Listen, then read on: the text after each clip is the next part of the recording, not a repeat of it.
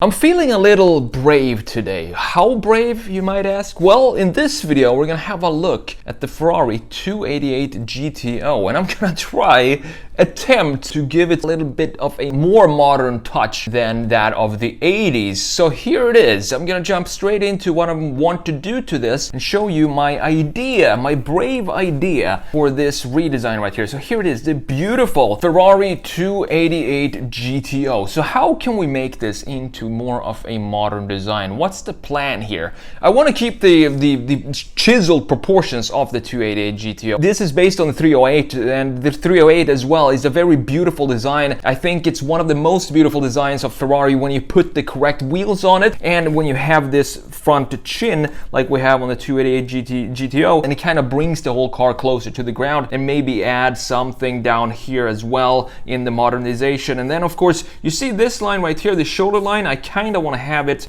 be a little bit more emotional and a little bit more curvature to that line. So what we can do is potentially shorten the greenhouse, because the greenhouse is pretty high compared to the overall height here of the GTO, and have it go something up like this. So we have more of a curvature, more of a hip in the rear end, and the same goes for the front. So we have these fenders here, beautiful line of the 80s going down here into this sharp corner right here, and then you have the graphics being housed down here in this open intake with, of course, the pop-up headlights right here, which we can't have if we're going to modernize this, because they are illegal in today's world. Another thing I love about this era of Ferrari, and the F40 as well had this, and I think it's a cool graphic feature that kind of distinguished the Ferraris of the time, and that is this separation between the kind of top part, which is this part right here, and the bottom part right here by this thick cut line. So what I want to do is keep this cut line in here, maybe make it even more pronounced, so maybe make it even thicker like this, because I think it looks cool, and it kind of gives it a red line, if you will, that goes from the front all the way to the back. It's just a single cut in the body to have that clear separation between the two. And of course I'm going to change the wheels here, because these are way too 80s, although I think they look fantastic here on the 288 GTO. It won't be a very modern looking design if we were to put these in today's world. And look at how tall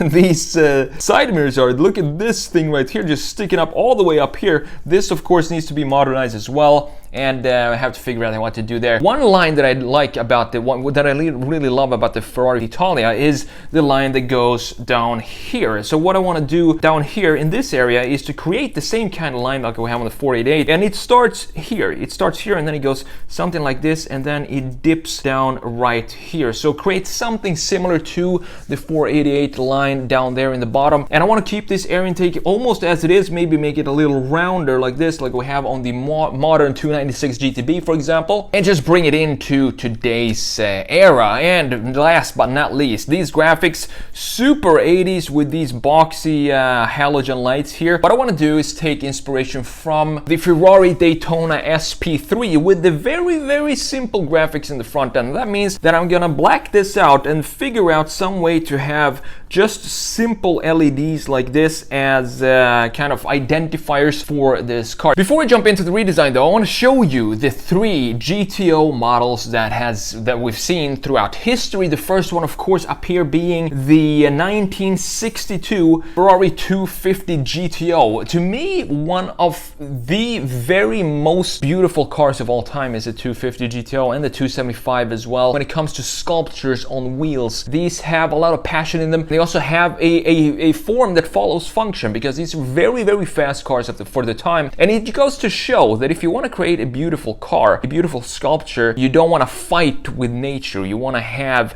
nature kind of dictate how the car should look like by going in wind tunnels and so on, and testing the wind resistance of the shape. The faster car you get, the more the form is followed with the function, and also it seems the more beautiful the car becomes. So nature is of course a huge inspiration for these shapes here. So on top here we have the 250 GTO, in the middle we have the 288 GTO, and down here we have the latest from 2011, the 599 GTO. And I really like the soft curvatures, specifically here of the 1962 250 GTO. Just look at this fender right here, and then going into this part right here, and a very, very small greenhouse. You can see just how far the door is. It's almost right in front of the rear axle here, with this massive V12 here, space for the V12 right here in the front. And then if we look at the 1984 288 GTO here, the biggest change is that this engine now switched place, and the biggest changes design-wise when you do a change like this is that the greenhouse right here, if you look at this on the 250, this needs to be moved forward to make place for the engine back here. So you can see that the greenhouse is a lot more centered here on the 288 GTO. We almost have the same kind of distance in the back to the front right here, and then we have the greenhouse being centered. Very typical for mid-engine cars, and of course that needs to happen when you put the engine in the rear. That means also that the A-pillar right here, if you look at the distance between the front axle, is a lot shorter than it is right here on the 250. Last but not least, we have the 2011 599 GTO right here. Beautiful design as well, but I don't know why it doesn't feel like it has the same kind of spirit as the two earlier ones. That might be because it's a modern car and it doesn't really had the time to build up its legendary status. But when it comes to the design, I just don't think it's comparable in beauty to the previous 288 and 250 GTO, but that's just my opinion. Now let's continue to talk here about the 288 GTO. So the Ferrari 288 Gran Turismo Omologata, or homologated Grand Tourer, or simply GTO, is the homologated version of the Ferrari 308 GTB, and it was in production from 1984 to 1987, and of course built in Ferrari's Maranello factory. It's one of only 3 Ferraris to ever wear the GTO name, like I just showed you here. You have the 250 GTO, the 288 GTO, and then the 599 GTO. And as I said, the 599 it just doesn't have the same kind of feeling as the 288 and 250, but I think it has the potential to be in the same league as them. I think one of the issues with the 599 is also there's a lot more technology and electronics going on in the car. So there's a lot bigger computer, for example, and it's not as analog as the previous 2 GTOs. And I think that has to do a little bit with the tainting of the purity of a GTO. Maybe, I'm not sure, that's just my opinion. The 288 refers to the GTO's 2.8 liter V8 engine, and unlike the 308's 2.9 liter engine, the GTO's V8 was mounted longitudinally, taking up what was the 308's rear trunk space. And this was done to make room for the twin turbochargers and intercoolers. And the engine produced 400 horsepower at 7,000 RPM, and this was massive amount of power back in the mid 1980s, and also 366 pound-feet of torque at 3,800 RPM, and was linked to a 5-speed manual transmission. So 0 to 60, this was really quick for this time. It was done, the GTO did 0 to 60 in around 5 seconds, and Ferrari claimed that 0 to 125 miles per hour was done in just 15 seconds with a top speed of 189 miles per hour, and this made it one of the fastest street legal cars of the time. Now Enzo Ferrari himself, he wanted to gift some of these 288 GTOs to Formula 1 drivers, and the very last one of the 272 units built was gifted to Niki Lauda by Enzo Ferrari himself. So talking about the redesign here, I'm having a lot of fun sketching up this design, and I think it's such a timeless design that if we just update a few features here, I think it could be a car that would look pretty modern by today's standards.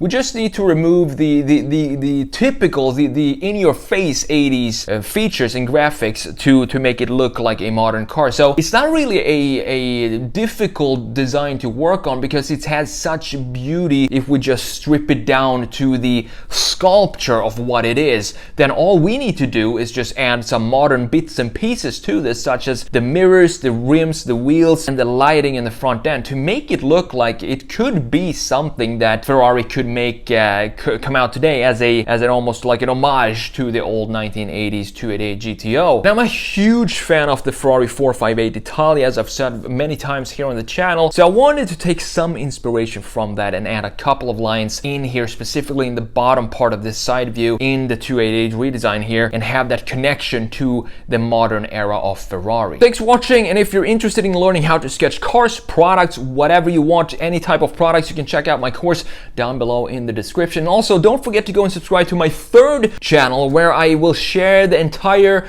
Ram Rebel Overland build that I'm doing right now. I have the tent all set up in the garage. I'm waiting for the bed rack to come in, and I also have wheels and tires coming, and I'm doing a leveling kit on the truck so I can fit some 35-inch tires. All of that will be in on my third channel. I'm gonna link that down below in the description as well. Thanks again, and we'll see you in the next video.